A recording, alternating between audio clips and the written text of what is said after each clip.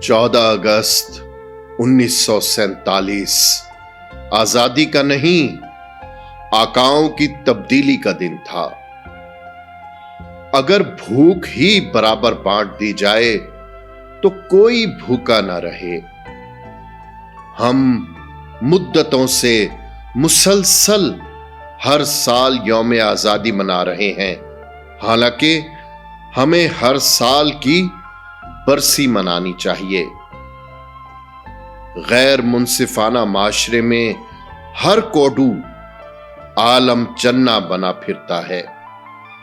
यह कैसी इस्लामी जमहूरिया है जहां डाकों, नाकों, फाकों और धमाकों के अलावा है ही कुछ नहीं।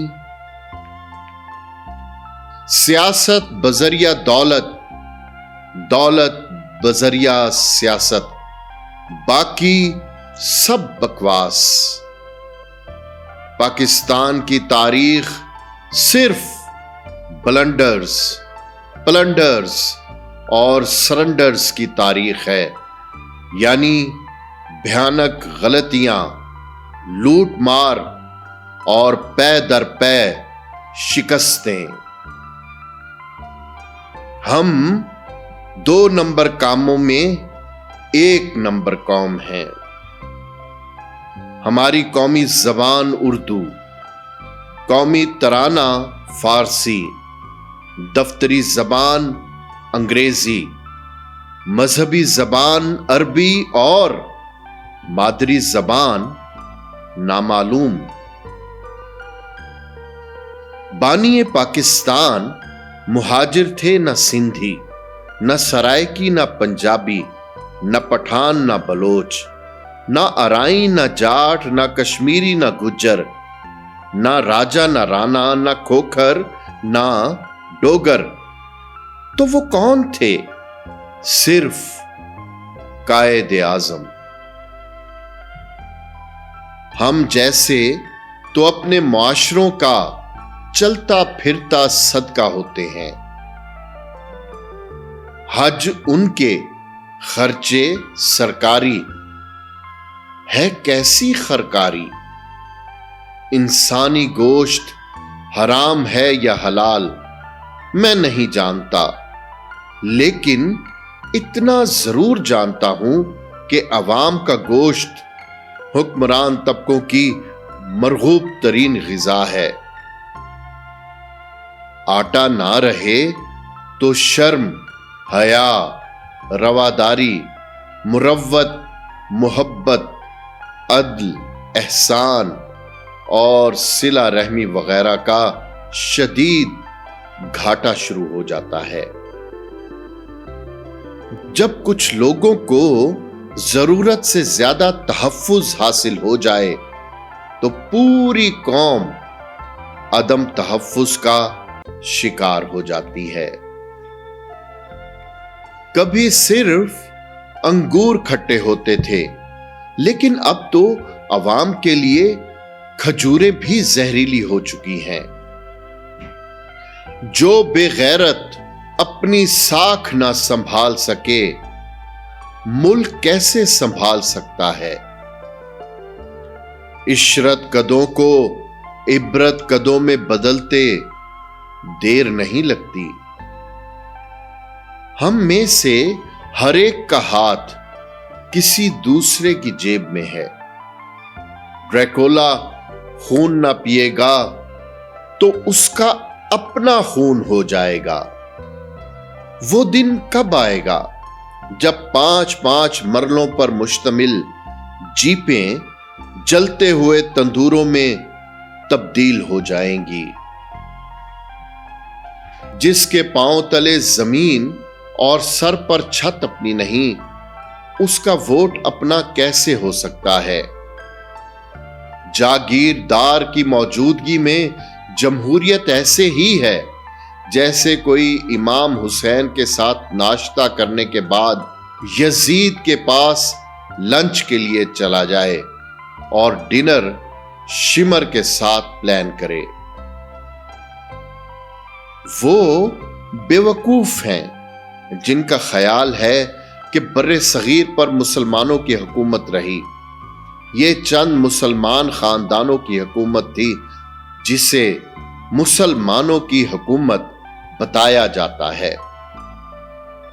خودکشی کرنے والے ہر شخص کا بھی کوئی نہ کوئی قاتل ضرور ہوتا ہے۔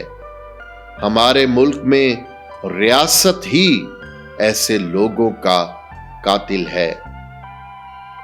طاقتور تو ہر جگہ اپنا آپ منوا لیتا ہے، سو اپنا ملک کمزوروں کی ضرورت ہوتا ہے، اور جو ملک اپنے کمزور کو اور طاقت نہ دے سکے وہ ملک نہیں منڈی ہوتا ہے، جہاں ڈنڈے اور ڈنڈی کی حکومت ہوتی ہے۔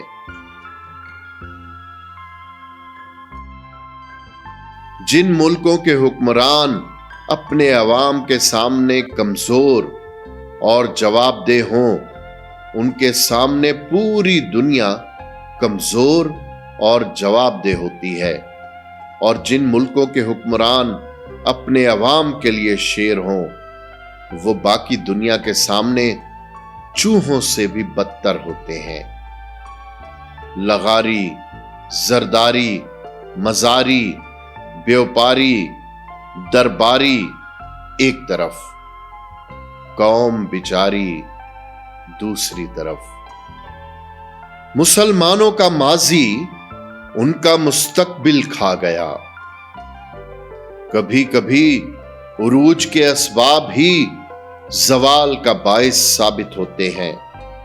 عوام طاقت کا سرچشمہ ضرور ہے، لیکن سوکھا ہوا چشمہ۔ عموماً مجبوری ہی مجرم پیدا کرتی ہے۔ 5 جولائی میرا جنم دن ہے، جسے ایک بے غیرت غاصب عامر کی وجہ سے مجھے یوم سیاہ کے طور پر منانا پڑتا ہے۔ بھٹو کا سب سے بڑا جرم یہ تھا کہ اس نے عوام کو حقوق کا شعور تو دیا، فرائض کا سبق نہیں پڑھایا۔ جسے آزادی کی خواہش ہے وہ پاکستان نامی اس ملک میں نئی جنگ آزادی کا آغاز کرے۔